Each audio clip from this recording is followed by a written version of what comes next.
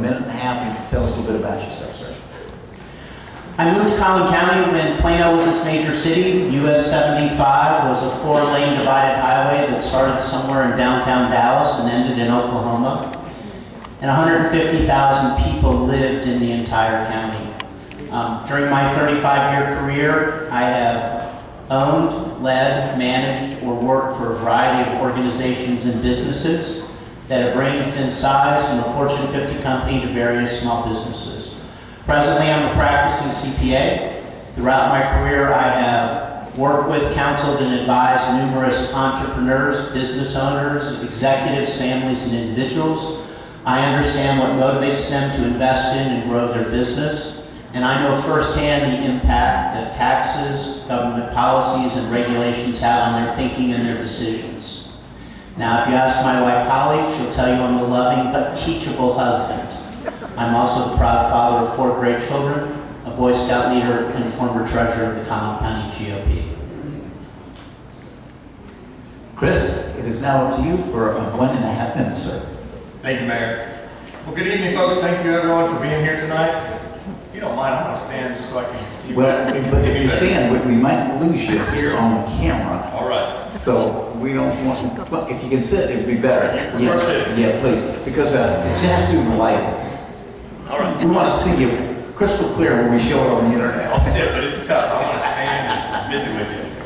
Thank you, sir. Thank you for being here tonight, especially on this third and final night. I really appreciate that. I am Chris Hill. I'm your conservative Collin County Commissioner for Precinct 3.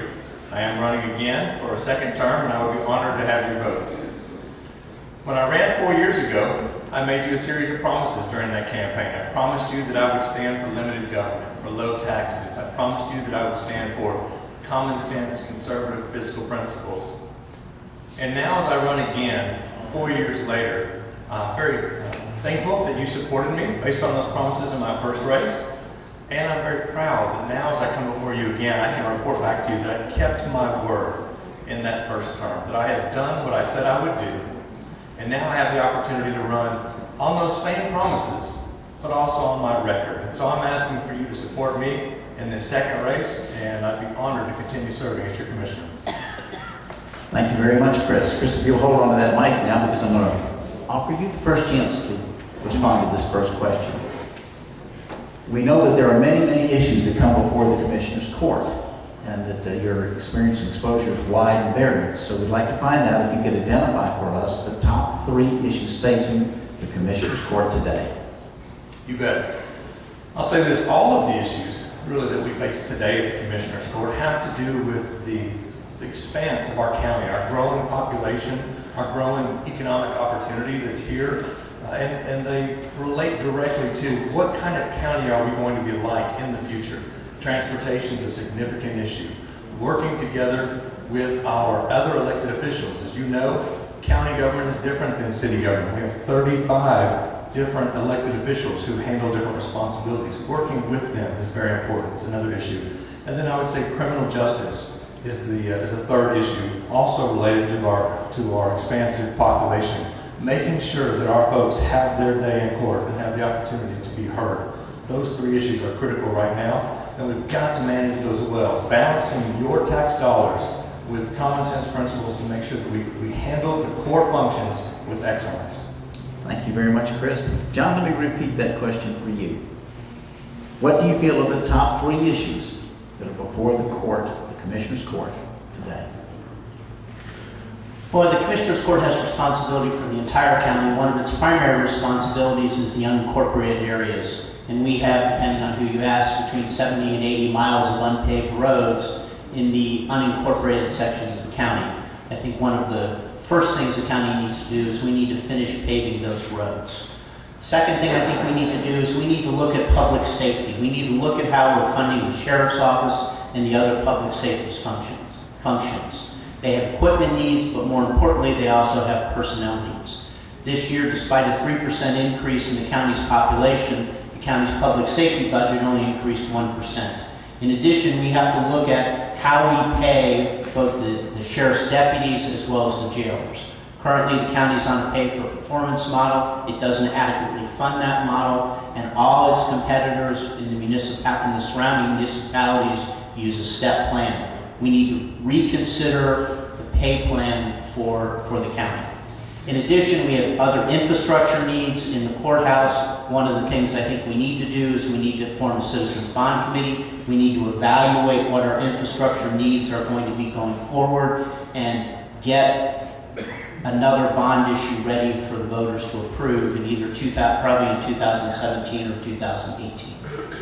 Thank you very much, John. John, hang on to that mic because it's your turn to answer the next question.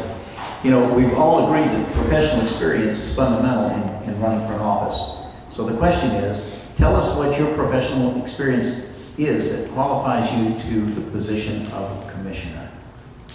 Well, in addition to being a certified public accountant, which I think is my core experience, you know, as a county commissioner, you're also a fiduciary. I've served in a fiduciary in a variety of capacities. I've been a bankruptcy trustee, both Chapter 7 and a Chapter 11 examiner. I've been a court receiver. I've led a large multiple employer welfare benefit plan that had over $125 million in assets and 400 members. I've got a significant amount of board experience, both as a board member and also advising boards of directors. I've also served on a homeowners association, which is kind of the mini government, so to speak. I've done that several different times as well. Thank you very much, John. Chris, let me give the question to you now in regard to the professional experience. Your background and your professional experience, how does that qualify you for the position of commissioner in the continuation of your role? You bet.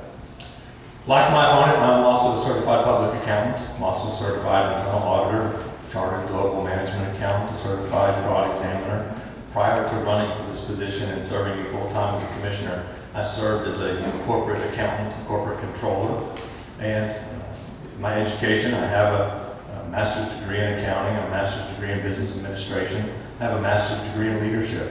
I believe that my background, both professionally, my education background, my personal background, volunteerism and service to this community have served me very well to get me to this point where I'm ready to step in and serve you in this role. In addition to serving as your county commissioner, I'm also on the board of directors for the Samaritan Inn and the Hope Women's Center in McKinney. Thanks very much, Chris.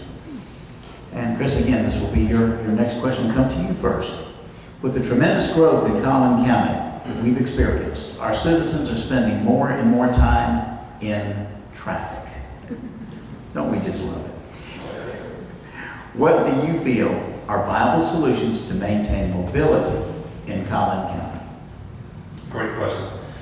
You know, strictly speaking, county government is only responsible for the county roads. That is truly our only true responsibility here as a county government. And in a network, or county road network of 770 miles of county roads, my opponent's correct. We only have approximately 80 miles left that's not hard surface paved. Now, we're working towards paving that, but I'll just tell you that if you were to ask any other county in the state of Texas, they would be thrilled with those results, that we have 90% of our road network paved. That's amazing, unheard of, quite frankly. But Collin County hasn't just tried to have an excellent county road system. Our county commissioners court historically has been a leader and a partner in trying to build a transportation network, a thoroughfare network that serves all of us, because we don't just drive the unincorporated roads. We don't just shop and work where we live. We drive through communities to get across town, across the county. And Collin County has worked diligently in the past to be a leader with our cities and with our state to make sure that we can move transportation forward here in Collin County. We're going to continue to do that. The Commissioners Court will continue to be a leader. We had a discussion in court on Monday about our top priorities for keeping transportation moving here in the future, from getting our 10th lanes on Highway 75 to getting more limited access highways across the county, east and west and north and south. Thanks very much, Chris. Right on the bell. John, let me give you the same question. I'll repeat that for you. With the tremendous growth in Collin County that we've experienced, our citizens spend more and more time in traffic. What do you feel are viable solutions to maintain mobility in Collin County? First of all, it's inexcusable that we still have 70 miles of unpaved roads in the unincorporated areas of the county. That project was supposed to be done 4 years ago, and it's still not done. If you pave the equivalent of 8 football fields a week, you get those done, all those roads paved in 4 years.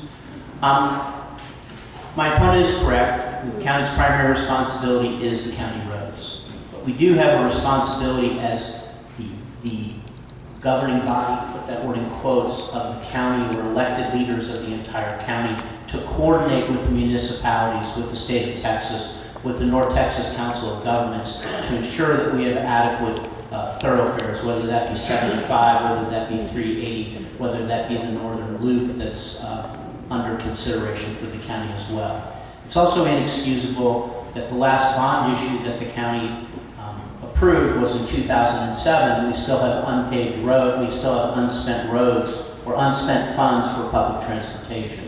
We need to take a very serious look at what our transportation needs are and what our infrastructure needs are going forward. And we need to be prepared to form a citizens committee to have new bond proposals that we can propose, that we can put forward to our citizens.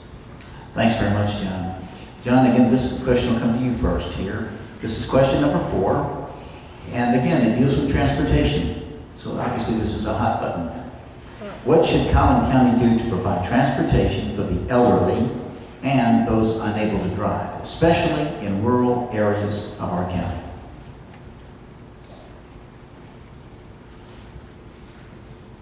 That's an interesting question. I don't know the answer either. We had TAPs. TAPs for a variety of different reasons didn't work.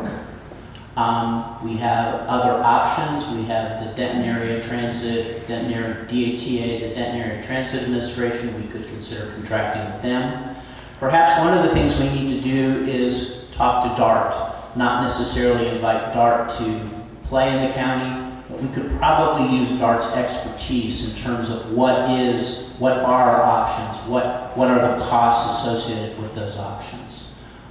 We need to work with the municipalities, because whatever the county does, we need to coordinate with the municipalities to make sure that we have an integrated system so that we can move people from one end of the county to the other end of the county as seamlessly as possible. Thank you very much, John. Chris, let me repeat the question for you. What should Collin County do to provide transportation for the elderly and those unable to drive, especially in the rural areas of our county? Thank you, Joe. First, I want to follow up on a previous comment. To say that it's inexcusable to not have 70 miles paved is a fundamental misunderstanding of county government. It's a fundamental misunderstanding of our road network. It's a fundamental misunderstanding of the types of roads that are left. And quite frankly, most of them are in my precinct, so I have a true respect for that. But it's a misunderstanding of the nature of those roads, some of which will not likely be paved ever. But you have to know county government to understand that. To say that it's inexcusable that our last bond issue was in 2007 and we're behind is a fundamental misunderstanding of these issues. Collin County's bond money is ready to go. We have money ready to spend and lay on the street. But all of those bond funds require matching funds from our cities. They have to bring 50-50 with us to put that money to work. And we are waiting for those cities to say we are ready with our matching funds to start building those projects. It's a little thing, but it's a fundamental misunderstanding of the job that we're up here running for. And you have to know that if you want to be the county commissioner for Precinct 3. Now, I see that I've got the sign left, so I don't have much time left for the discussion on transit. But let me just say this, it's DCTA, not DATA. And that's a fundamental misunderstanding also, because the county cannot contract with DART or DCTA. That's a city municipal responsibility, not a county one. Thank you very much, Chris. All right, Chris, you get to answer the next question. You'll be the first one to lead on this one now. This is question number 5. The Collin County Commissioners have been able to maintain or reduce the county tax rate for a number of years. With the continued population growth in this county and the corresponding growth in service demands, what is your position regarding holding the line on tax increases? Oh, not only should we go beyond never mind holding the line on tax increases, it will be irresponsible if we do not cut the tax rate. Let me say that very clearly. It will be irresponsible if we do not further cut your property tax rate. If anybody tells you something different, it's irresponsible. Let me tell you why. Our population is growing dramatically. You know that. You see the traffic. You see everyone in the grocery store and on the highway lanes. Our property values are growing with that population. Last year, almost double-digit growth. This year, we're being told we're going to have double-digit growth again. When you have double-digit growth in your property appraisal, if we don't cut your property tax rate, you can't afford to pay the tax bill. Never mind that. But if we don't cut your tax rate, we're going to be over the rollback rate of 8%. So let me just lay that out there as a marker very quickly. We have to bring the rate down. And as a conservative committed to limited government and low taxes, as the tax base expands and broadens, we must bring the tax rate down because we're all sharing the cost of government. And when the growth in the population goes up 10%, it doesn't mean we're going to increase 10% in spending or 10% in services or 10% in our judges or 10% more commissioners. We don't grow like that. That's not how you grow government. We get more efficient, we get more done as we broaden the population. Thank you very much, Chris. John, I'd like to ask you the same question. Let me read it one more time since it is a rather lengthy one. The Collin County Commissioners have been able to maintain or reduce the county tax rate for a number of years. With the continued population growth in this county and the corresponding growth in service demands, what is your position regarding holding the line on tax increases? Perhaps the existing tax rate is already too high. I mean, this county's surplus in its general fund is $192 million, and that represents 105% of budgeted expenditures for this year. The fastest growing line item in the county's budget is its surplus. I would argue that the county commissioners haven't cut the tax rate enough. They've not cut the tax rate enough given that statistic. If you've got 105% of budgeted expenditures in your surplus, you've got too much surplus. You're not returning enough money to the taxpayers. It's irresponsible what the Commissioners Court's done with the current tax rate. Thanks very much, John. Appreciate your comments. Well, gentlemen, you've illustrated to us that there's a lot of moving parts from both of your perspectives, and we appreciate this very, very much. There's a lot of duties that have to be done. Therefore, one last question for you, and that is, and John, we'll start with you on this one. Do you believe that you will be a full-time commissioner, or will this be a split job between your existing position that you may be in your own company, or whatever your company happens to be, or and the other half, of course, as a commissioner for the court? Obviously, being the county commissioner would be my primary job. If it was a full-time job, and that's what it would, I'm prepared to dedicate whatever time it takes to do it. If it's a job and a half, that's what I'll do. If it only takes 3/4 of my time, I will find other things to do with my time. Thank you very much, John. Chris, I'll ask you the same question again. With all the moving parts that you guys have identified, I'd like to find out, do you believe that this position should be considered a full-time position? If so, how will you approach it? I'll make to you today the same commitment I made to you 4 years ago. I am a full-time commissioner. It's a privilege to get to be your full-time commissioner for Collin County. I enjoy tackling these big picture issues of transportation, of population growth, of creating excellence and integrity, of helping contribute towards that with all of our elected officials to serve our community. And I will be doing that full time as your county commissioner. Thanks very much, Chris. Well, now it's time for us to wrap it up. You've got 1 minute, and Chris, you get to go first. You're holding the mic. Thank you. My opponent likes to talk about how the definition of insanity is doing the same thing over and over again and expecting different results. It's a common refrain he uses in our debates. And I'll tell you, let me just lay this out there for you. I don't want different results. I like being the #1 county in the state of Texas. I like having the 3rd lowest property tax rate of all counties in this state. I like being an economic engine, a magnet of world-class corporations that move here because of our no-nonsense, common-sense approach to limited government and low taxes. And I like being a community that attracts people from across the nation to live here for the pursuit of economic opportunity. I want us to continue being number one. I want to continue on that same path. And I would just say this, if anyone comes up here and says, we need a new direction, we need to bring hope and change to Collin County, I would encourage you to just say no. I'm Chris Hill, and I'd be honored to represent you as your commissioner. Thank you, Chris.